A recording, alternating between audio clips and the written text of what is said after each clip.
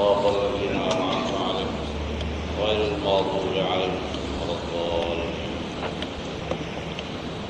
بسم الله الرحمن الرحيم. الحمد لله رب العالمين وصلى الله وسلم على سيدنا محمد وعلى آله وصحبه أجمعين. Alhamdulillah, selamat kita bertemu dalam pengajian kita pada pagi ini sebagai menyambung perbincangan hadis-hadis Nabi kita Muhammad sallallahu alaihi wasallam. Hari ini sampai kita pada hadis babun hal ala man lam yashhadil jumu'ata uslun minan nisa'i was-sibyani wa ghairihim. Wa qala Ibnu Umar innamal ghuslu ala man tajibu alaihi al-jumu'ah. Ini babnya ya, yaitu bab adakah atas orang yang tidak menyaksikan salat Jumat mandi. Mereka yang tidak menyaksikan itu seperti wanita-wanita dan anak-anak dan lain-lain. Jadi ini beberapa hadis yang akan dibacakan nanti berhubung dengan mereka yang tak wajib pergi sembahyang Jumat seperti perempuan, anak-anak dan lain-lain lagi. Adakah mereka juga mandi? Ini perbincangannya akan diterangkan. Kemudian ringkasannya, apabila mereka nak datang, mereka mandi. Kalau mereka tak datang, mereka tak mandi. Itu dia punya hukum. Kerana katanya mandi Jumaat ini bersangkut dengan salatul Jumaat. Tidak sama seperti mandi hari raya. Mandi hari raya itu bersangkut dengan hari itu sendiri, hari raya. Jadi orang tak pergi sembahyang hari raya pun disunatkan mandi hari raya. Dan hinggakan katanya perempuan-perempuan yang uzur pun walaupun dia dalam uzur, tapi pada hari raya dia sunat juga mandi hari raya. Ya, dengan niat. Ini soal mandi hari-hari kita memang mandi, tetapi mandi ini mandi yang berupa ibadah yang kita niatkan. Diniatkan. Jadi kalau misalnya orang perempuan yang uzur, ya, sepatutnya dia tidak boleh buat apa-apa ibadah. Dia bukan ahli ibadah dalam masa dia uzur. Jadi bila dia mandi itu, dia nak niat mandi, ada orang kata tak boleh lah pasal ini semacam suruhan ibadah, dan dia tak wajib apa-apa ibadah, macam sembahyang pun tak boleh. Tapi kita kata sunat juga dia mandi dengan niat, kerana itu tidak bersangkut dengan salat, dia bersangkut dengan hari. Bukan bersangkut dengan sembahyang. Mandi hari raya bersangkut dengan hari raya itu sendiri. Jadi dia niat mandi hari raya, dia dapat fadilat daripada niatnya itu dengan mandinya sendiri, ya. Hadisnya, wabihi qala haddatsana Abu Yaman qala akhbarana Shu'aib an Zuhri qala haddatsani Salim bin Abdullah annahu sami'a Abdullah bin Umar yaqul sami'tu Rasulullah sallallahu alaihi wa alihi wasallam yaqul man jaa'a minkumul jumu'ata falyaghtasil.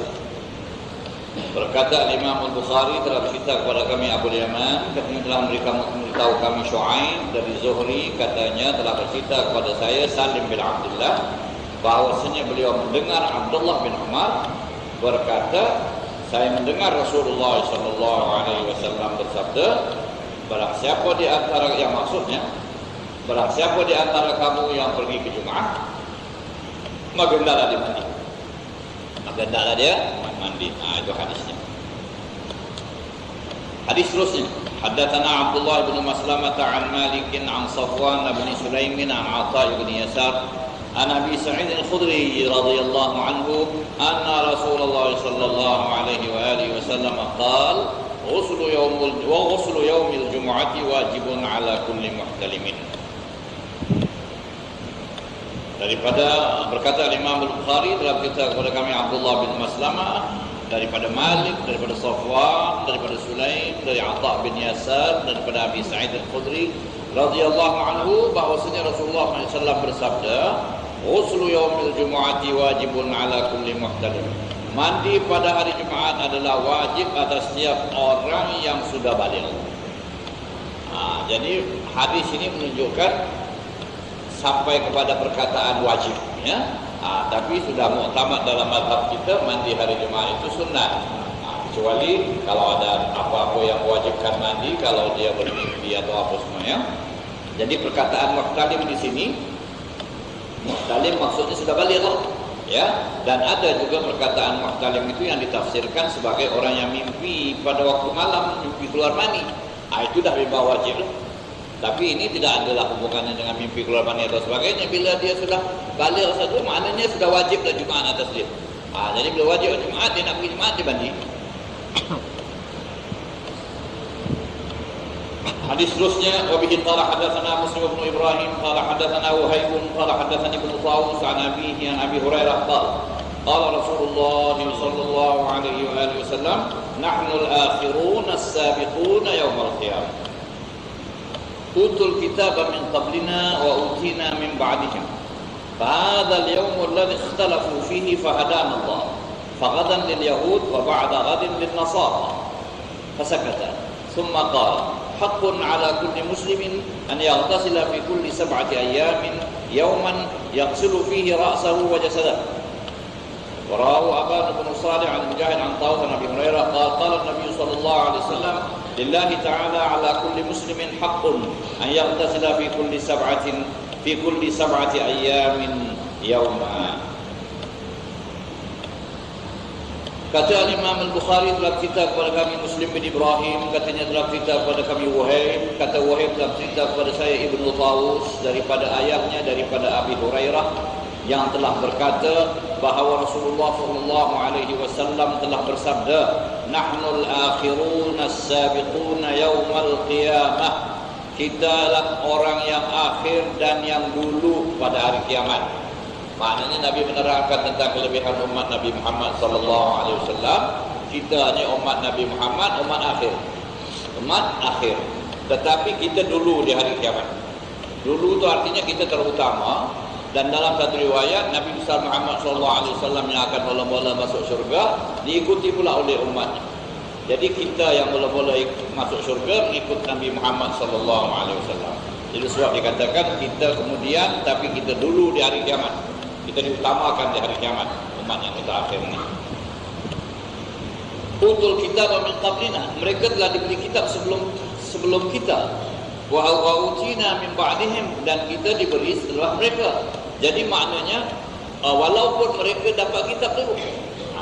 Dalam satu riwayat ada satu perkataan di sini, ghaira annahum utul kitaba min qablina. Cuma mereka dapat kitab sebelum kita. Jadi maknanya siapa mereka itu? Yahudi dan Nasrani.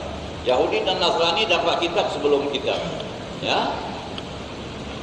Tetapi di akhirat kita dulu. Kita utama. Cuma mereka dapat kitab sebelum mereka dapat kitab sebelum kita, dan kita dapat kitab sebelum sesudah mereka. Kemudian fahadal yaum alladhi ikhtalafu fihi fahadana Allah.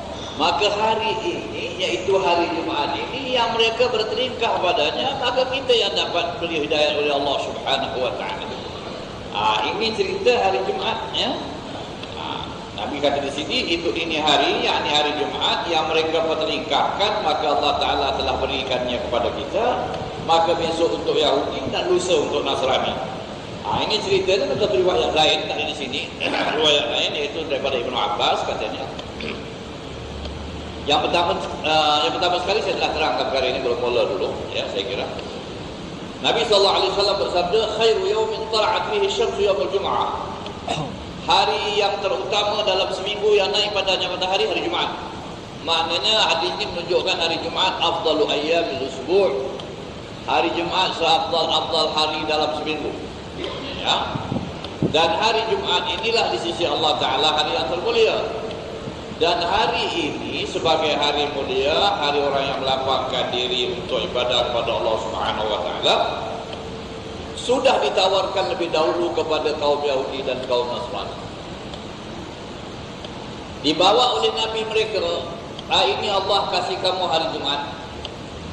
Yakni kamu jadikan hari ini hari besar kamu, hari kamu melapangkan diri untuk ibadah kepada Allah Ta'ala, hari yang kamu akan diberi fadilat dan sebagainya. Tetapi oleh sebab dasar mereka itu tidak pernah mau menerima begitu saja apa yang dibawa oleh Nabi mereka, mereka ada tawar-menawar dalam perkara ini. Jadi mereka kata kalau boleh kami mau hari Sabtu, kami tak mau hari Jumaat. Maka Allah Ta'ala katakan kasih hari Sabtu, ambil hari Sabtu. Kemudian perkara hari ini juga ditawarkan kepada orang-orang Nasrani, dibawa oleh Nabi mereka, Nabi Isa alaihissalam. Dan dibawa oleh Nabi Isa, mereka kata kalau sudah orang Yahudi hari Sabtu, kami mau hari Minggu, mau hari Ahad. Maka Allah Ta'ala benarkan, kamu ambil hari Ahad. Jadi ini disimpan untuk umat Nabi Muhammad sallallahu alaihi wasallam. Jadi ini Allah Ta'ala, ini yang Nabi SAW kata, kita telah ditujuki oleh Allah pada hari yang mulia ini. Jadi Alhamdulillah, segala kemuliaan itu ada pada kita ni. Ya, hari yang mulia kita yang dapat, dan kita menjadi khairah ummah, semulia-mulia ummah. Ya, dan kelebihan-kelebihan yang ada pada kita, keringanan yang diberikan kepada kita, ini khususiah bagi umat Nabi Muhammad SAW. Dan Nabi Muhammad juga diberikan khususiah yang banyak. Ya, ini untungnya kita umat Nabi Muhammad SAW. Ya, dan umat Nabi Muhammad pula tidak terdiri daripada satu kaum saja atau satu bangsa saja, tetapi dia semua boleh jadi umat Nabi Muhammad SAW. Dan masuk Yahudi dan Nasrani yang hidup pada masa Nabi Muhammad tertakluk kepada Nabi Muhammad SAW dan pengajarannya. Jadi kita dapat ini dasar kita bila dibawakan kepada kita hari Jumaat ini, kita terima. Dan Allah Ta'ala suruh, ya ayyuhalladzina amanu idza nudiya lis-salati min yaumil jum'ah fas'au ila dzikrillah wa dzarul bai'. Tetapi mereka yang dulu tu ada tawar-menawar, terutama ceritanya pada orang-orang Yahudi, mereka mahukan hari Sabtu. Maka Allah Ta'ala beri mereka hari Sabtu dan dihukumkan atas mereka menjaga kehormatan hari Sabtu, menjaga perintah-perintah Allah pada hari Sabtu. Jangan dibuat sembarangan. Itulah pada hari Sabtu mereka dilarang membuat suara kerja. Tumpukan perhatian kepada ibadah. Tak boleh buat kerja apa-apa. Dan kebanyakan mereka katanya pada masa turunnya hukum hari Sabtu itu, kebanyakan dari mereka ini nelayan. Jadi Allah Ta'ala uji mereka, uji kesetiaan mereka. Pada hari Sabtu itulah paling banyak ikan di laut. Sehingga kata ceritanya sampai timbul-timbul ikan tu banyak, tapi mereka tak boleh tangkap. Hari Sabtu tak boleh buat kerja. Dan ini hari Sabtu mereka minta Tuhan kasih hari Jumaat. Mereka kata kamu hari Sabtu, baik ambil hari Sabtu. Pegang hari Sabtu baik-baik. Ini permintaan kamu. Oleh sebab itu kita kena terima apa yang Allah Ta'ala beri pada kita tu, kita terima. Lebih baik daripada kita buat sendiri apa-apa yang kita tak ni. Kita tak tahu. Sebab itu ada setengah-setengah orang sufi sekalian, mereka sikit saja berdoa, yang lain minta apa yang kau nak kasih Allah kita terima. Kita ni tak tahu. Tapi begitu sekali ada setengah mereka, ya, dan mereka mau Allah Ta'ala beri. Tapi orang ini suka tawar-menawar, yang Allah Ta'ala beri dia tak mau daripada mau apa, tolak dulu gitu gini sebagainya, ada apa risau. Banyak ikan. Ini ujian kepada mereka. Dan mereka ini pula orang yang semuanya materialis.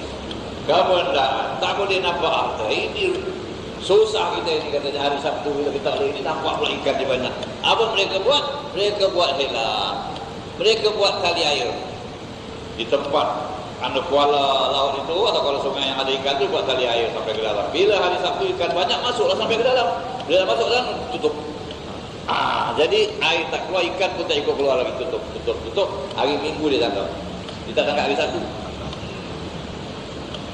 Pasal Nabi mereka larang hari Sabtu dia buat apa-apa. Mereka kata kita sibuk buat ini saja, kita tak tangkap ikan. Tangkap hari Minggu. Ini dia buat helah pada Allah Ta'ala. Dia menipu Allah Subhanahu Wa Ta'ala. Akhirnya kerana mereka ini sangat degil, sudah dinasihatkan ini hari Sabtu jangan diganggu apa semua, maka mereka akhirnya ada sebahagian jadi kera dan sebahagian jadi batu dengan sumpah daripada hukum dari Allah Subhanahu Wa Ta'ala. Ketika itulah baru di antara mereka itu yang ada tinggal itu takut betul bila dah nampak. Dia orang sampai sekarang jaga hari Sabtu, sampai sekarang. Daripada peristiwa yang mereka jadi kera dan jadi babi. Disebut dalam Quran. Ya, sebahagian mereka. Jadi sekarang mereka jaga hari Sabtu. Tapi tak tahulah sekarang ni, wallahu alam lah. Tapi mereka cukup jaga daripada hari Sabtu sehingga banyak perkara yang tak dimestikan mereka jaga buat pada hari Sabtu, yang dibolehkan mereka buat hari Sabtu, mereka tak berani nak buat lagi. Ya, pada hari Sabtu. Tetapi kita hari Jumaat ni, ya, tapi orang Nasrani dengan hari Minggu mereka tak ada cerita lah. Mereka dalam hari Minggu mereka jalan lah, tak ada apa-apa cerita yang bukan-bukan pada mereka. Ya. Dan kita dapat hari Jumaat. Tetapi hari Jumaat kita pula berbeza dengan hari Sabtu Minggu mereka dalam segi ibadah yang kita buat. Kerana kita ini diwajibkan hari Jumaat beribadah itu hanya pada waktu Jumaat. Pada waktu Jumaat. Wajib datang sembahyang Jumaat. Tapi kita boleh bekerja pada hari Jumaat. Allah Ta'ala kata, فَإِذَا قُضِيَتِ الصَّلَاةُ فَانْتَشِرُوا فِي الْأَرْضِ. Apabila telah selesai kamu mengerjakan sembahyang, bertibaranlah kamu di muka bumi. Maknanya carilah rezeki, buatlah kerja. Yang berkedai balik kedai dia, yang bekerja balik kerja dia dan sebagainya. Fantashiru fil ardh. Fantashiru fil ardh. Bertibaran di muka bumi. Dan yang diharamkan bekerja itu bila? Idza nudiya lis-salati min yaumil jumu'ati fas'au ila dzikrillah wa dzarul bay'. Apabila kamu diserukan datang mengerjakan sembahyang Jumaat, maka hendaklah kamu cepat datang dan tinggalkan jual beli. Disitulah masanya jual beli haram, pekerjaan haram. Siapa yang wajib Jumaat mesti tinggalkan di masa itu. Waktu azan Jumaat. Itu pun ulama katakan azan yang mana? Pada kita sekarang ni azan yang kedua, pada masa khatib dan naik mimbar. Kalau pada masa itu ada lagi orang Islam bekerja, ada lagi orang Islam berniaga, ada yang belum pergi sedangkan khatib dan naik mimbar, haram perbuatannya. Dosa semacam-macam. Saat itu datang. Kemudian habis salat, habis sembahyang, assalamualaikum warahmatullahi wabarakatuh, fantashiru fil ardh. Tapi jangan lupa, Allah Ta'ala tidak wajibkan atas kita ibadah yang macam sepanjang hari Jumaat. Tapi Allah Ta'ala kata, wadhkurullaha katsiran. Ingatlah kamu kepada Allah Ta'ala sebanyak-banyaknya. Berzikirlah kamu.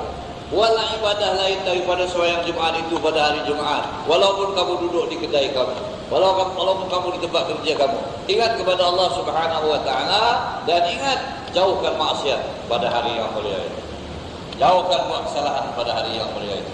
Kerana hari itu hari mulia, penuhkan dengan ibadah selain daripada ibadah yang diwajibkan berkumpul, ibadah sendiri. Fadhkurullaha katsiran la'allakum tuflihun.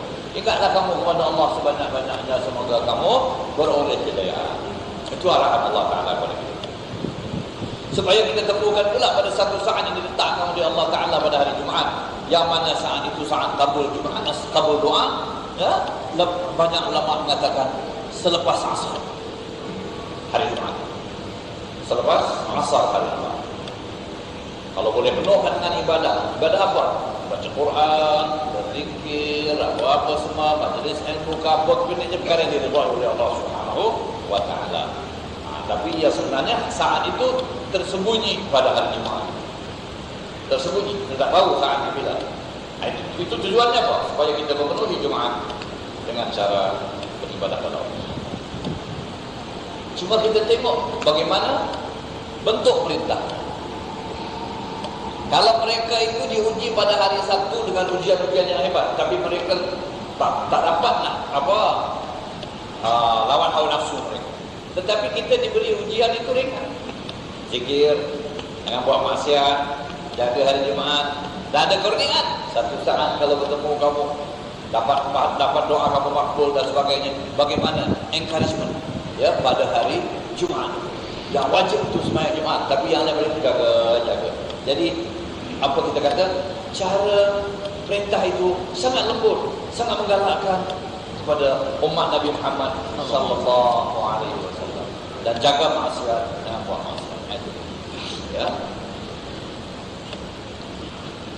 Maka hari ini kata Nabi yang mereka pertelingkahkan, Allah Ta'ala beri hidayah kepada kita. Kita dapat hari ini faradan lil Yahud, besok untuk Yahudi hari Sabtu, wa ba'da ghadin lin Nasara, lusa untuk Nasrani hari Ahad. Fasakata. Dan Nabi kemudian diam sekejap lepas bercakap tadi. Summa qala, kemudian Nabi bersabda, haqqun ala kulli muslimin an yaghtasila fi kulli sab'ati ayyamin yawman yaghsilu fihi ra'sahu wa jasadahu. Wajib atas setiap Muslim mandi dalam 7 hari, 1 hari. Mandi itu yakni 1 kali mandi. Seminggu itu kira-kira macam wajib. Yaghsilu fihi ra'sahu wa jasadahu. Yang dia cuci kepalanya dan badannya. Yakni pada hari seminggu sekali, yaitu pada hari Jumaat, hendaklah dia mandi dengan sesempurna-sempurnanya seperti mandi wajib. Itu maksudnya. Walaupun awak tak ada kewajipan mandi pada hari itu, maknanya tidak ada hadas besar ke apa, tapi hari Jumaat itu taklah kamu mandi dengan sempurna, dengan niat seolah-olah mandi itu apa? Wajib. Itulah dibuat pada hari Jumaat itu. Di sini katanya sekurang-kurangnya seminggu sekali. Ini kita kata pada masa itu di negeri Arab, ya, sampai sekarang juga kalau pada musim-musim panas itu memanglah mereka mandilah selalu, tetapi air pun pada mereka berkurangan, ya tidak? Barangkali mereka tidaklah dapat mandi macam kita sini mandi airnya Masya Allah, ya, yang kita buang lebih banyak daripada yang kita gunakan, ya tidak? Sekarang kita ambil sembahyang, air yang mengalir berjalan buang itu lebih daripada yang kita gunakan untuk ambil sembahyang. Yang kita ambil sembahyang ambil air sikit, yang mengalir ke buang tu banyak. Apalagi kalau kita mandi, sama juga begitu. Tapi dari satu segi kita fikir ini air semua tak pergi ke mana. Ini air bisa ke tak? Tak apalah, agaknya kuranglah sikit ya. Kita punya makruh tu, ya. Tak terbuang tu ya. Tapi kita banyaklah makruh ya. Tapi mereka di sana kalau mandi pun, kalau tak wajib tu barangkali mandi tu berpadalah pasal airnya sikit. Dan kalau musim sejuk memang mereka tak boleh mandi hari-hari. Ya, sejuk tak boleh tahan. Sudahlah air tak ada, cuaca sejuk. Tapi Nabi kata seminggu sekali. Haqqun ala kulli. Wajib atas seorang Muslim itu mandi. Ini wajib maknanya gesaan yang kuat. Pada mazhab kita gesaannya kuat. Walaupun kita kata wajib tu, maknanya kalau orang tu tak mandi hari Jumaat, sembahyang Jumaatnya sah, ya, dan kurang fadilat dan tidak haram atas dia, tidak berdosa. Cuma ini disebutkan wajib ini pada pemahaman mazhab Syafi'i, menggalakkan sangat, ya. Seberapa boleh buatlah. Jadi sekurang-kurangnya kata Nabi seminggu sekali. Cuci kepala dan cuci badan seluruhnya macam mandi hadas besar. Gunakan air lebih barangkali, ya. Kalau nak kitab-kitab disebut lebihnya air itu, lebihnya mereka itu gunakan air, ya. 1 gantang air cukup untuk mandi dan 1 jubak untuk ambil sembahyang. 1 gantang untuk mandi. Kalau 1 gantang tu kita kira 1 baldi kita lah sekarang. Itu 1 gantang lebih kurang. 1 baldi, bukan baldi besar, baldi biasa yang kecil. 1 gantang. Kalau 1 jubak, 1 gayung. 1 gayung air boleh digunakan untuk ambil sembahyang. Ya.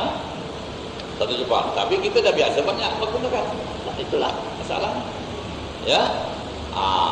Tetapi kata ulama pula itu paling kurang. Kalau lebih boleh, asal sangat jangan sampai membazir. Jadi kita kena yakinkanlah kita punya mandi itu cukup sempurna, ya. Jadi Nabi kata hendaklah seorang-orangnya seminggu sekali dia mandi. Kemudian saya telah terangkan hasil pahala mandi Jumaat ini, tapi tak apa saya ulangi lagi, yaitu fadilat mandi hari Jumaat ini ialah bila kita dekat nak pergi sembahyang Jumaat. Jadi kalau kita nak keluar rumah nak pukul 11 misalnya nak pergi sembahyang Jumaat, maka kita mandilah pukul 10. Ya, atau 10.30. Jadi fresh lah badan kita tu, lepas mandi tu terus pergi Jumaat. Dan yang nak pergi lambat kalau sikit mandi. Baik, sekarang ni masalahnya orang yang tidak dapat mandi pada waktu-waktu yang semacam ini kerana dia pagi sudah keluar, tak pergi kerja. Dapatkah dia mandi hari Jumaat? Kerana nanti tengah hari tak mungkin dia mandi. Sebab dia dalam pejabat, dalam kerja, mana nak bisa mandi apa semua. Ya, susah. Baik. Kalau orang yang macam ini, dia boleh dapat fadilat mandi Jumaat, dia mandi pagi dengan syarat iaitu selepas naik fajar. Maknanya lepas masuk waktu subuh. Kerana ulama mengatakan waktu mandi Jumaat masanya mulai daripada naik fajar. Jadi kalau sekiranya lepas subuh kita mandi hari Jumaat, niat sajalah mandi Jumaat. Kalau hari-hari lain kita tak niat. Jangan lupa niat. Ya, sebab niat ini yang membezakan antara mandi ibadah dengan mandi biasa. Hari lain kita tak niat, kita mandi biasa saja. Ya, hari Jumaat kita niat mandi Jumaat. Bolehlah. Lepas subuh, dah masuk waktu subuh. Tetapi bagi orang yang selalu mandi sebelum waktu subuh, dia sembahyang subuh, setelah siap dia mandi semua sekali, lepas sembahyang subuh dia zikir, dia pergi kerja. Kalau hari Jumaat dia buat begini, tak hasil fadilah mandi Jumaat kalau dia tak mandi lagi tengah hari. Jadi kena sikit ubahlah bagi orang yang kebiasaannya macam ini. Kalau dia nak dapatkan fadilah mandi Jumaat, pada hari Jumaat dia tidak mandi sebelum waktu subuh, mandi setelah waktu subuh. Cuma masalah simbol, kalau kali dia kata saya ni kalau lepas waktu subuh ni agak lambat sikit. Ya. Tak apalah lambat sikit, tak apa. Kalau tidak sampai menghilangkan waktu. Dan mungkin pula katanya apa? Mungkin malam Jumaat dia berhadas besar atau satu dua isi. Ya, kalau dia mandi lepas subuh lagi lambat lagi. Ya, kerana mandi ini mau cermak mau apa semua. Jadi kita kata tak apalah kalau dia lambat sikit kalau tak akan fadilah Jumaat. Tetapi kalau dia boleh dapat mandi dekat waktu Jumaat itu lebih afdal. Dan alhamdulillah jugalah ada masjid-masjid kita ni yang ada kemudahan. Kalau sekiranya orang tu bekerja kerja kasar, pagi dia keluar dia kerja buruh ke kerja apa ke kerja yang mengeluarkan peluh, ya, yang mana badannya memang berubah daripada pagi sampai tengah hari, mandilah dia. Dan boleh mandi di masjid. Dan tidak ada apa-apa salahnya kalau kemudahan ada. Kerana ini ibadah. Dan masjid dibuat untuk ibadah. Dan air masjid itu digunakan untuk ibadah. Tapi tiap-tiap hari mandi kat masjid itu kena jaga. Kalau tak ada air itu air wakaf. Ya? Atau terdapat izin daripada Allah. Daripada jawatan kuasa masjid kan yang jaga masjid. Tapi kalau Jumaat tak apa. Oh dia kata macam mana awak mandi masjid? Dekat masjid ni. Dia bukan buat mandi. Ambil sembahyang ini hari Jumaat.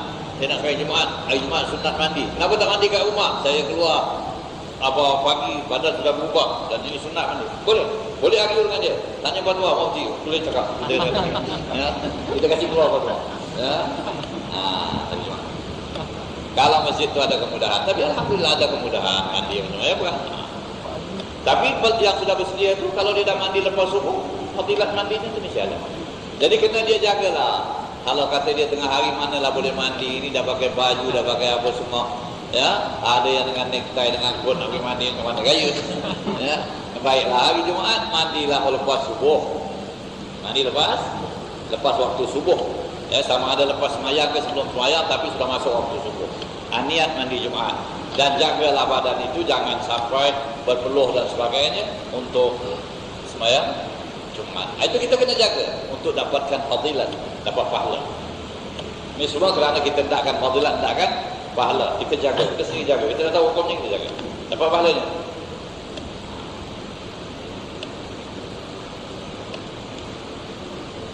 Dan dalam satu riwayat lain daripada Abi Hurairah, qala Nabi sallallahu alaihi wasallam, lillahi ta'ala ala kulli muslimin haqqun an yaghtasila fi kulli sab'ati ayyamin yawma. Hak bagi Allah atas setiap orang muslim mandi sekali pada seminggu, iaitu pada Jumaat. Wa bihi qala hadatsana Abdullah bin Muhammad qala hadatsana Syababatu qala hadatsana Warqa an Amr bin Dinar an Mujahid an Ibn Umar an Nabi sallallahu alaihi wasallam qala i'danu lin-nisa'i bil-laili ila al-masajid. Telah bercerita kepada kami Abdullah bin Muhammad, katanya telah cerita kepada kami Syababah, katanya telah cerita kepada kami Warqa daripada Amr bin Dinar, dari Mujahid, dari Ibn Umar, dari Nabi SAW bersabda, i'dhanu lin-nisa'i bil-laili ilal masajid. Izinkanlah wanita-wanita itu di waktu malam pergi ke masjid. Jadi maknanya di sini, ya, ini ada hubungannya dengan sembahyang Jumaat, ya. Tetapi dibawakan cerita ini tentang perempuan yang keluar ke masjid dan diceritakan pula berkenaan dengan malam. Yang pertama sekali kita nak terangkan hadis ini, ya, bahawa Nabi bersabda, izinkan perempuan-perempuan kamu keluar ke masjid di waktu malam. Jadi makna di sini ada setengah-setengahnya tidak mengizinkan orang perempuannya keluar di waktu malam. Kerana apa? Kerana khawatir sebab ini malam. Ya, malu. Tetapi ada riwayat nanti akan datang bahawa kebanyakan wanita-wanita itu datang bersemayam bersama Nabi di waktu malam, iaitu semayang Isyak dan semayang subuh. Kerana dengan satu pula pandangan bahawa di waktu malam itu mereka tidak dapat dilihat oleh orang, dia tidak dapat dikenali waktu malam. Mereka berpakaian rapi tentu, ya. Kemudian malam pula, jadi kita tak tahu ini isteri siapa, ini anak siapa, ini rupanya macam mana, semua tak nampak pasal malam. Itu ada. Tetapi ada pula yang mengatakan malam itu tidak eloklah mereka keluar. Kalau siang boleh diketahui lah keadaan mereka itu, dan mereka mungkin tidak melakukan dan tak ada siapa-siapa nak melakukan terhadap mereka sesuatu pada waktu siang, waktu orang ramai. Jadi sini ada semacam apa kita kata ta'arud ataupun bukan ta'arud, ya. Perlu pada penyesuaian. Yang pertama sekali, ada hadis akan datang, tapi tak boleh saya terangkan ini. Yang pertama sekali, Nabi melarang orang laki-laki, melarang orang perempuan pergi masjid. Artinya Nabi tidak membenarkan orang laki-laki melarang orang perempuan pergi masjid. Dengan arti kata, jangan dilarang mereka itu, kamu tak boleh pergi masjid. Tak mau, jangan begitu. Pasal apa? Ini larangan pernah berlaku pada zaman Bani Israel. Orang Yahudi memang orang perempuan mereka tidak pergi masjid, yang di tempat ibadah mereka, dan mereka tidak benarkan langsung. Tak ada masa bagi perempuan itu untuk pergi ke masjid. Jadi kita ni sebab apa boleh? Nabi suruh khaliful Yahuda wan Nasara. Berlain-lainlah kamu daripada orang Yahudi dan orang Nasrani. Jadi mana yang mereka gesa buat, kalau boleh kita jangan buat. Sebab mereka dah ubah syariat mereka. Jadi Nabi kata, kamu jangan larang perempuan kamu pergi ke masjid. Tetapi rumah mereka lebih baik bagi mereka. Di sini lagi satu kita nampak bagaimana arahan itu datang. Jangan larang. Tapi kalau mereka sendiri fikir semayang di rumah lebih afdal, biar semayang di rumah bagi perempuan. Tapi kita kata jangan pergi, tak boleh. Sebab barangkali ada yang dah pergi. Dan ini rumah ibadah memang untuk semualah. Tengok keadaannya. Sebab ini perkara larangan itu kerana ada sebab. Jadi yang pertama, orang perempuan kita tidak dilarang pergi ke masjid. Mereka boleh pergi ke masjid dengan peraturan, dengan syarat yang baik, ya, dan syarat yang perlu dijaga, ya, dijaga kesopanan dan sebagainya, ya. Pergilah mereka ke masjid. Kemudian lepas zaman Nabi itu, barangkali adalah sedikit masalah dalam masa mereka pergi ke masjid. Sampai Siti Aisyah berkata, kalaulah Nabi lihat keadaan mereka perempuan ni pergi ke masjid sekarang ini, mesti Nabi melarang seperti dilarang kaum Bani Israel pergi ke masjid. Perempuan-perempuan Bani Israel pergi ke masjid. Itu Siti Aisyah mengatakan setelah wafat Nabi. Ya, barangkali adalah di antara perempuan-perempuan ni yang pergi barangkali dari segi masa berjalannya ke, lambat ke, balik rumah ke, atau wallahu a'lam, itu tak diterangkan. Tapi yang Aisyah kata kalau Nabi tahu macam inilah jadinya, Nabi larang. Tapi tentu kita tak dapat bayangkanlah macam kita ni misalnya pakaian tidak apa, tidaklah macam itu. Ya, mungkinlah barangkali agak bila nak balik itu lambat-lambat sikit. Ya, atau berbual-bual mereka. Itu yang Siti Aisyah kata kalau macam ini memang Nabi larang. Mana ada lain ya. Jadi di situ ulama mensyaratkan kalau ada fitnah yang timbul, kalau ada perkara yang tak baik timbul, tak boleh mereka. Kemudian Nabi mengizinkan juga orang perempuan pergi sembahyang waktu malam. Ya, dan Nabi kata jangan larang. Kerana apa? Barangkali ada setengah mengatakan malam kamu tak boleh keluar pergi masjid. Tapi Nabi kata jangan, izinkan mereka.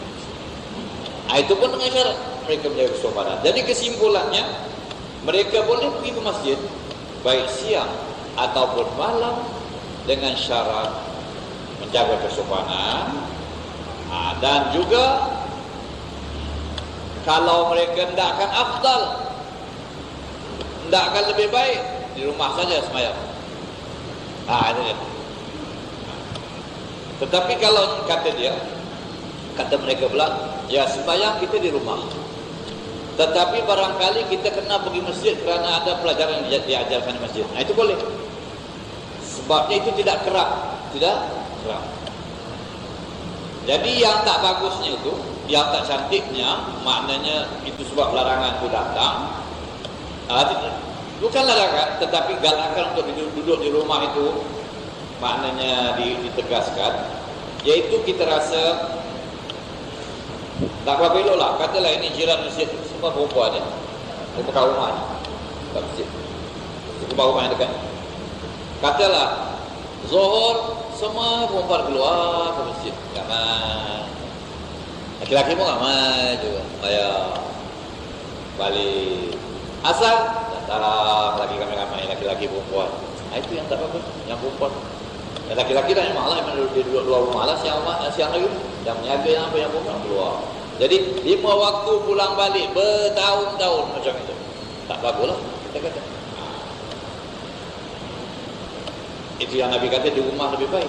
Tetapi timbul pula masalah, orang sekarang kata kalau dia tak pergi masjid, dia pun keluar juga tiap-tiap waktu 5 minit keluar. So, pergi kedai, pergi shopping center, pergi jalan-jalan, mana perempuan yang tak keluar seorang? Dia tak? Kadang-kadang dia balik lambat dari suami dia. Suami dia balik, dia tak dekat rumah. Lebih lama pula di luar. Suami dia pula lekas balik.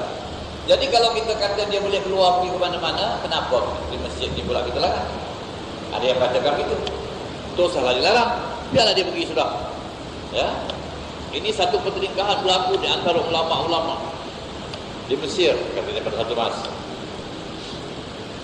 Azhar, Universiti Azhar itu tidak membenarkan orang perempuan belajar itu. Pada mulanya anak-anak perempuan tak ada belajar di Universiti Azhar, semua anak laki-laki saja. Jadi itu dengan alasan orang perempuan tidak payah belajar tinggi-tinggi keluar, semua belajar kat rumah sajalah. Tetapi ada ulama-ulama perempuan ini yang memang ulama, mereka kata kalau asal tidak membukakan pintunya untuk wanita-wanita, tapi wanita-wanita kita pergi sekolah-sekolah lain, jangan memang keluar.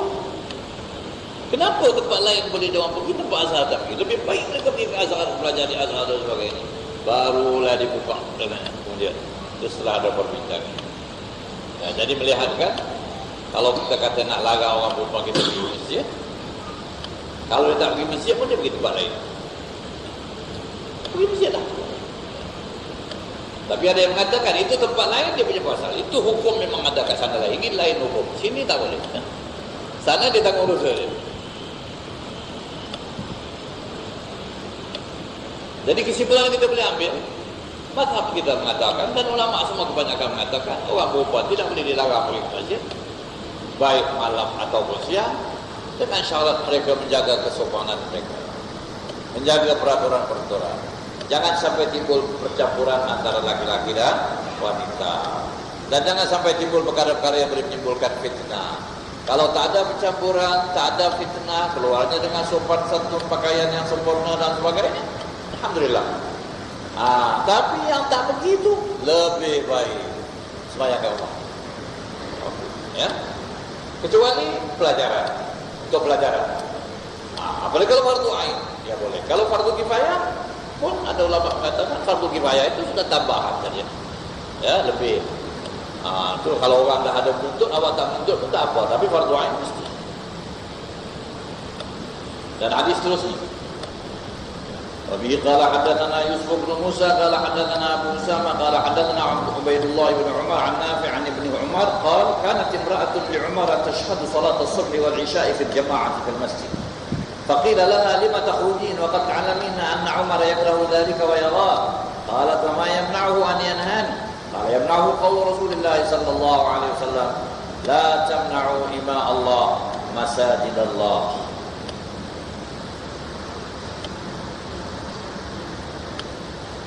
Telah berkata Imam Al-Bukhari, telah bercerita kepada kami Yusuf bin Musa. Katanya telah kita kepada kami Abu Usama. Kata Abu Usama telah kita kepada kami Ubaidullah bin Umar. Dari Nafi' dari Ibnu Umar. Katanya, kata Ibnu Umar, ada salah seorang istri Umar datang sembahyang subuh dan sembahyang isya berjamaah di masjid. Maka dikatakan orang kepadanya, barangkali Ibnu Umar sendiri berkata padanya, ya ini hadis mungkin riwayatnya setelah wafat Sayyidina Umar. Dikatakan kepada perempuan itu, kenapa engkau pergi masjid? Ya. Waqad ta'lamina anna Umar yakrahu dzalika wa yara. Kau sendiri tahu Umar tak suka engkau buat ni. Dan Umar tu sangat cemburu orang. Sayyidina Umar memang sangat cemburu. Ya. Dia sangat perhati pergaulan. Cemburu ni bukan sangat cemburu pada perempuan saja. Semua perkara kalau melanggar perintah, dia dulu. Ini jangan main-main. Ini jangan tak boleh buat. Dia begitu, dia begini. Yang lain tunggu dulu, tapi dia cepat. Jadi ini Abdullah bin Umar tengok salah seorang isteri bapa dia, isteri ayah, keluar semua. Jadi kau tak boleh buat macam ni. Kemudian perempuan dia kata, kenapa dia tak larang saya? Sepatutnya dia larang saya. Tapi saya tak pernah dengar dia larang saya. Kata Abdullah bin Umar, dia tidak melarang kamu kerana Rasulullah SAW mengatakan jangan kamu larang wanita-wanita hamba-hamba Allah ni pergi ke masjid Allah. Ya, memang Nabi tak kasih larang. Tapi kalau Umar sendiri memang nak larang. Itu maksudnya. Umar kalau boleh nak larang. Tapi pasal Nabi tak kasih larang, dia tak larang lah. Tapi dalam hati berkata-kata dia tak suka. Jadi itulah kiranya Abdullah bin Umar ni kasih ingatkan perempuan yang kira mati dia lah. Mungkin sebab salah seorang isteri Umar, bukan ibunya. Jangan pergi. Tapi dia kata Umar tak larang. Sama ada Umar masih hidup atau Umar dah mati, tapi tak pernah dilarang saya. Kata Ibn Umar, Umar tidak larang pasal Nabi tak kasih larang. Tapi pada pendapat Umar, perempuan ni tak manis keluar pergi. Pada pendapat Ibn Umar, perempuan ni tak patut pergi ke masjid waktu malam. Yes. Jadi makna di sini kita ambil kesimpulan. Kalau orang wanita tu nak pergi ke masjid, larangan memang tak. Tapi kalau ada pilihan, rumah lebih baik. Tapi kalau dia kata saya perlu pergi ke masjid kerana ada sebab-sebab yang tertentu, boleh, tak ada apa-apa larangan. Ada bila-bila kalau katalah di pejabat misalnya ke apa, bangkai di pejabat nak sembahyang agak susah. Ya. Para laki-laki banyak di sana, barangkali tempatnya sempit, campur apa semua ataupun masjid. Pergi masjid lah. Lapang kalau masjid ada tempat khas bagi orang perempuan, bilik air khas bagi orang perempuan. Itu boleh. Kenapa apa? Walhasil Islam ini ikut sebab, ikut keadaan. Tengok. Pokoknya yang penting jangan ada percampuran, jangan ada kerosakan akhlak yang timbul dan jangan ada fitnah. Itu saja. Jadi perempuan sendiri jaga. Aku nak sembahyang kat sini, boleh. Tapi bilik airnya mungkin sebelah-sebelah dengan bilik air orang lelaki. Walaupun situ ada ladies and gentlemen misalnya kan. Tapi dekat-dekat, yang ni keluar, yang ni masuk. Habis ambil sembahyang pun barangkali sebelah-sebelah dekat-dekat. Dia ada setengah-setengah tempat. Jangan pula dia kata, sini pejabat, sini baca rumah, tidak. Lebih baik masjid dalam hal ini. Kerana masjid itu jauh berbeza tempat.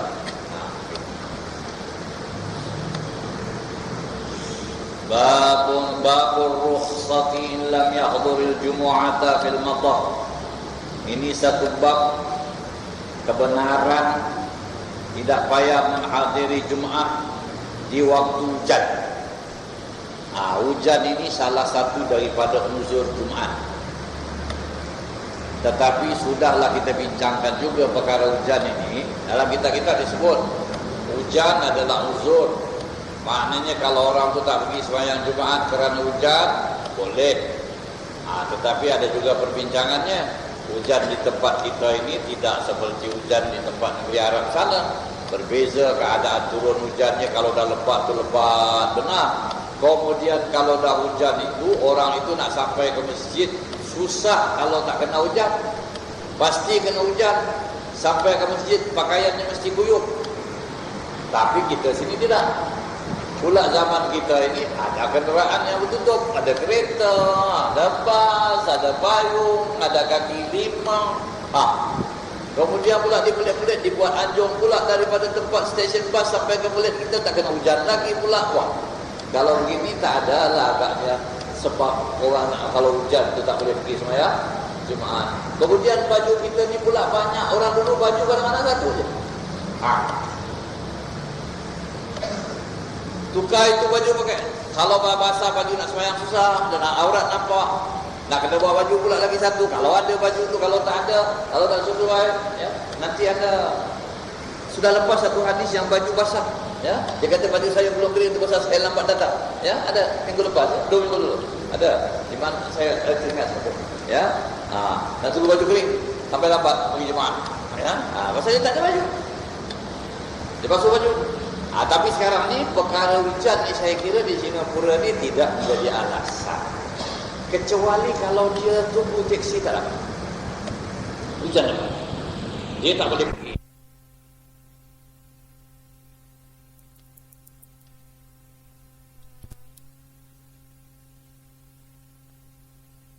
Payung mana?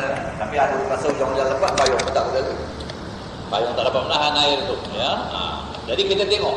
Hujan memang menjadi alasan untuk kita tidak pergi Jumaat. Jadi uzur. Ya. Tetapi kita kena tengok keadaan. Bolehkah kita sampai ke masjid dengan tidak kena hujan? Oh, dia kata boleh. Kenapa? Menggunakan teksi. Teksi bila-bila pun ada. Dia tunggu teksi. Sampai lama teksi pun tak datang, waktu habis. Tak dosa dia. Atau dia boleh naik bas. Dan dari tempat bas tu ke masjid barangkali tak ada apa-apa masalahnya. Itu semua dia kena fikir dari serba segi. Bukan kata hujan saja tak payah pergi. Tak boleh.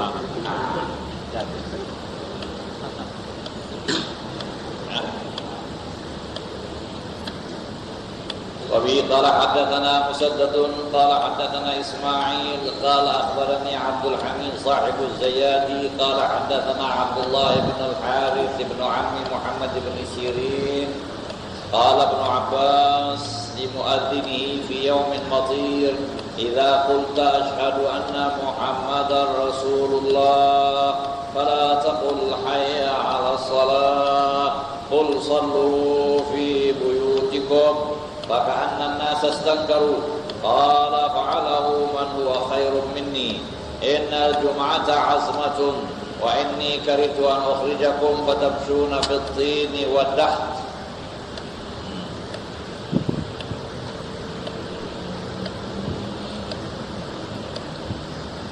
Berkata Imam Al-Bukhari telah bercerita kepada kami Musaddad, katanya telah bercerita kepada kami Ismail, katanya telah memberitahu saya Abdul Hamid Sahibul Zayadi, katanya telah bercerita kepada kami Abdullah bin Al-Harith sepupunya Muhammad bin Sirin, katanya berkata Ibnu Abbas kepada tukang banknya pada hari hujan. Ya, pada waktu itu hari hujan lebat. Ya. Kemudian Ibn Abbas ini berkata kepada tukang banknya, "Idza qulta asyhadu anna Muhammadar Rasulullah," kalau kau sudah ucapkan asyhadu anna Muhammadar Rasulullah, fala taqul hayya 'alas shalah, maka janganlah engkau cakap hayya 'alas shalah, marilah sembahyang. Jangan. Dia bilang Allahu Akbar, Allahu Akbar, Allahu Akbar, Allahu Akbar, asyhadu an la ilaha illallah, asyhadu an la ilaha illallah, asyhadu anna Muhammadar Rasulullah, asyhadu anna Muhammadar Rasulullah. Jangan cakap hayya 'alas shalah, tadi hujan. Ya. Jadi apa nak kata? Sallu fi buyutikum, sembahyanglah kamu di rumah-rumah kamu. Sallu fi buyutikum. Sembahyanglah kamu di rumah-rumah kamu. Faka'anna an-nas istangkaru. Ketika itu orang ramai rasa tak sedap. Ini apa pula Abdullah bin Abbas kata macam ini? Ya. Betul kan? Ya. Dia tukar perkataan hayya 'alas shalah kepada sallu fi buyutikum. Ya. Bila orang cakap-cakap ini Abdullah bin Abbas ni sudah berubah hukum atau sudah menambah atau apa? Ada orang cakap lah. Tapi ada orang yang bertanya dengan dia. Kemudian Dia kata fa'alahu man huwa khairun minni. Ini sudah dibuat oleh orang yang lebih baik dari saya. Siapa? Rasulullah sallallahu alaihi wasallam. Sebab dalam satu riwayat Rasulullah pernah mengizinkan Bilal, kata sallu fi rihalikum, sembahyang kamu di kemah-kemah kamu, di tempat-tempat kamu sendiri pada hari hujan sampai datang. Dan dalam syariat kita juga, kita boleh jamak takdim kerana hujan. Jamak takdim. Ada satu cara sembahyang jamak takdim kerana hujan, iaitu kalau kita datang sembahyang maghrib atau sembahyang zuhur sedang mula turun hujan, yang mana lepas zuhur kita akan datang sembahyang asar berjamaah. Ini takdimnya kerana jamaah. Kerana jamaah. Kalau mereka balik, mereka tak akan datang lagi pasal hari hujan, hilang berjamaah dengan Nabi Muhammad SAW. Ya, maka dibuat berjamaah, jamak takdim, asar tak boleh datang lagi. Boleh. Tapi itulah kita kena tinjau lah kat sini boleh buat ke tidak. Tentang keadaan kita sekarang dengan hujan kita ni berbeza dengan hujan kat sana. Ya, dengan cara itu. Jadi kata Sayyidina Abbas, saya bukan buat satu perkara baru, tetapi sudah dibuat oleh orang yang lebih baik dari saya. Innal jumu'ata azmatun. Beliau ini berkata lagi, dan Allah Abbas kata innal jumu'ata azmatun. Jumat ini satu perintah azimah atau azimah. Dia perintah begini ya. Perintah ada dua. Ada azmah atau azimah disebut. Ada rukhsah. Rukhsah itu kebenaran.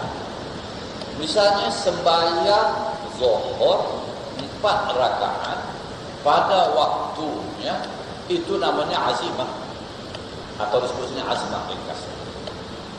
Maknanya itulah yang asal, dan itu yang mesti dibuat. Tidak boleh ditukar. Kecuali kalau awak musafir. Sembahyang zuhur itu boleh dibuat 2 rakaat, diqasar. Dan boleh pula dijamak dengan asar bagi orang musafir. Jadi mengkasarkan sembahyang ini dan menjamakkannya namanya rukhsah. Keizinan.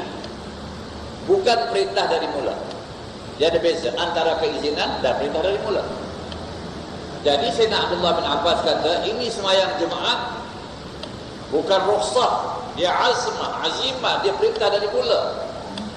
Jadi kalau orang dah kata hayya 'ala shalah, mesti datang. Tak ada apa? Tak ada tawar-menawar.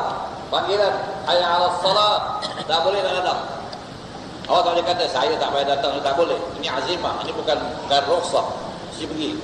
Jadi kalau dalam hari hujan pun dikatakan hayya 'ala shalah, tak dapat elak lagi dah. Ini azimah. Panggil tu sembahyang pula sembahyang zuhur. Jadi saya tak nak susahkan kamu. Saya tidak kata hayya 'ala shalah. Itu dia.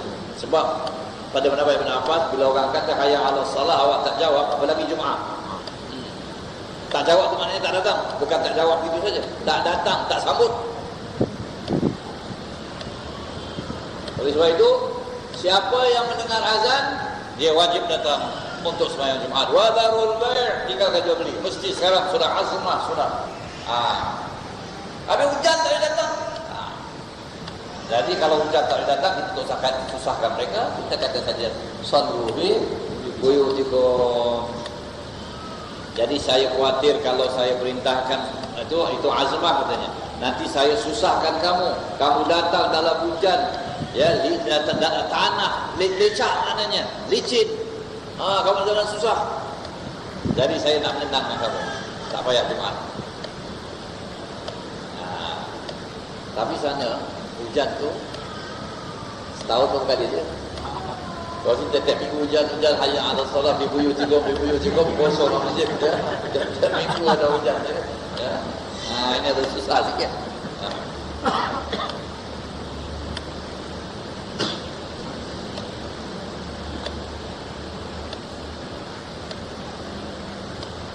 Kita bawa lagi satu ini, iaitu Babu min aina tu'tal jum'ah wa 'ala man tajib li qaulillahi 'azza wa jalla idza nudiya lis-salati min yaumil jum'ati fas'au ila dzikrillah. Ini bab menerangkan dari mana akan didatangi Jumaat ini.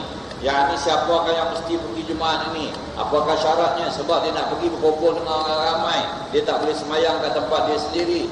Dan siapa yang mesti pergi? Kerana Allah Ta'ala berfirman, "Idza nudiya lis-salati min yaumil jum'ah fas'au ila dzikrillah." Apabila datang apabila diserukan kamu mengerjakan sembahyang pada Jumaat, hendaklah kamu cepat datang mengingati Allah. Ini ayat firman Allah suruh datang. Jadi macam mana? Qala Atha, "Idza kunta fi qaryatin jami'atin fanudiya bis-salati min yaumil jum'ah fahaqqun 'alaika an tashhadaha. Sami'ta nidaa aw lam tasma'hu." Kata Atha, ini seorang tabi, sekiranya engkau berada dalam satu qaryah, ini satu kampung, satu tempat jami'ah yang di dalamnya didirikan Jumaat, maknanya ada orang ramai di situ, ada orang berkampung di situ, kamu ada di situ dan orang seru kamu sembahyang Jumaat. Fanudiya bis-salati min yaumil jum'ah, lalu disuruh orang sembahyang pada hari Jumaat, haqqun 'alaika an tashhadaha, wajiblah atas kamu pergi menyaksikannya. Sami'tan nidaa aw lam tasma'hu, sama ada kamu dengar seruan itu atau kamu tak dengar. Sebab ada orang mengatakan kalau kita tak dengar azan kita tak payah pergi, sebab Jumaat ni bagi orang yang dengar azan. Kata Atha, itu bukan alasan. Kamu kalau ada di kampung yang kamu tahu didirikan Jumaat, memang situ ada Jumaat, kamu tak dengar azan pun pergi. Macam sekarang kita, mana kita dengar azan daripada masjid-masjid kita, tapi kita tahu katanya ada masjid sembahyang Jumaat. Kena kamu pergi. Kamu dengar bang ke tak dengar bang ke tak kira. Waktu Jumaat mesti pergi. Wa kana Anas radhiyallahu anhu fi qasrihi ahyanan yujammi'u wa ahyanan la yujammi' wa huwa fi zawiyati ala qasrain. Dan Anas pula radhiyallahu anhu di dalam qasrihi, qasr ni nama kampung, ya. Dan ada setengah mengatakan sebagai istana, yang sebenarnya banyak ulama mengatakan ini bukan istana. Qasr kuasa makna istana, tapi ini bukan. Satu tempat namanya qasr. Kadang-kadang dia pergi Jumaat dan kadang-kadang dia tak pergi Jumaat. Anas, pasal apa? Tempatnya itu di satu tempat, nama zawiyah juga, itu qasr dengan zawiyah satu tempat. Dalam keterangan di sini, ala farsakh, kira-kira 2 farsakh. 2 farsakh itu lebih kurang 6 batu. 6 batu dari tempat Jumaat. Ini tempatnya di mana? Di Basrah. Bukan di Madinah, di Basrah. Jadi dia tu agak jauh. Tempat dia ada kala sembahyang Jumaat, ada kala tak ada. Mungkin tak cukup orang atau apa, dia tinggal jauh. Jadi dia mungkin dia tak pergi. Pasal 6 batu tak kena pergi. Dia bagi kita sikit 6 batu, tak ada masalah transport itu kan.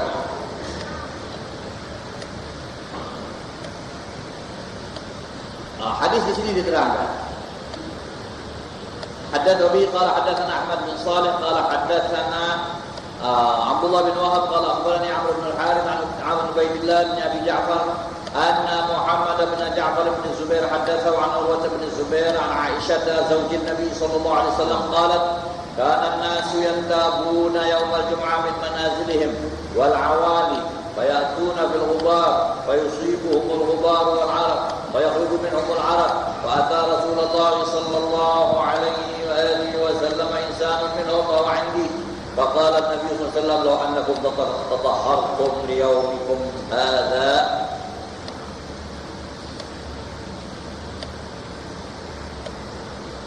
Berkata Imam Bukhari telah bercerita kepada kami Ahmad bin Salih, katanya telah bercerita kepada kami Abdullah bin Wahab, katanya telah beritahu saya Amr bin al-Harith daripada Ubaidillah, daripada Abi Ja'far, daripada Muhammad bin Ja'far bin Zubair yang menceritakannya daripada Urwah bin Zubair dari istri Nabi yang bernama Aisyah radhiyallahu anha. Kata Aisyah, adalah orang datang hari Jumaat dari rumah-rumah mereka yang tabunnya dari riwayat yang tanawabun. Ada satu kampung tu begini gilir orang datang, tak semua datang, sebahagian datang, ada sebahagian tak datang, ya. Dan dari tempat-tempat yang jauh dari Madinah, daripada Awali, yang ini jauh tempat itu, ya, datang ke masjid. Tetapi mereka datang dengan debu, dengan peluh, fa yusibuhumul ghubar wal 'araq, ya, kena debu, kena peluh, jauh berjalan nak pergi sembahyang Jumaat. Keluar apa peluh dari mereka. Maka ada seorang daripada mereka datang jumpa Rasulullah di sisi saya, yang Rasulullah sama-sama duduk di sisi Aisyah. Bahwa faqala Nabi SAW, yani di rumah sisi Aisyah. Maka Nabi SAW didatangi oleh orang itu, kata Nabi, kalau kamu bersuci untuk hari kamu ini kan kebaikan. Jadi dia datang di sembahyang Jumat dengan peluh, dengan debu, semua jumpa Nabi nak sembahyang Jumat. Jadi dari Nabi tengok keadaannya tak begitu menyenangkan. Jadi Nabi kata seelok-eloknya kamu apa? Bersuci lah, bersih, mandilah. Ya. Tapi Nabi jamaknya cakap ni pula cara jamak, plural, tidak satu. Untuk semua orang lah. Jadi tak elok sangat kalau kita datang Jumat dengan berpeluh, berdebu, muka tak bersih ya. Sebab itu kalau ada kemudahan di masjid, itu mudahkan kemudahan di masjid untuk sembahyang Jumat, untuk bersih. Sebab kita nak duduk dengan saudara kita ya, kayak bau-bauan dan sebagainya, kalau mana cari terangkan. Jadi cukuplah sampai sini, insyaAllah kita bersambung.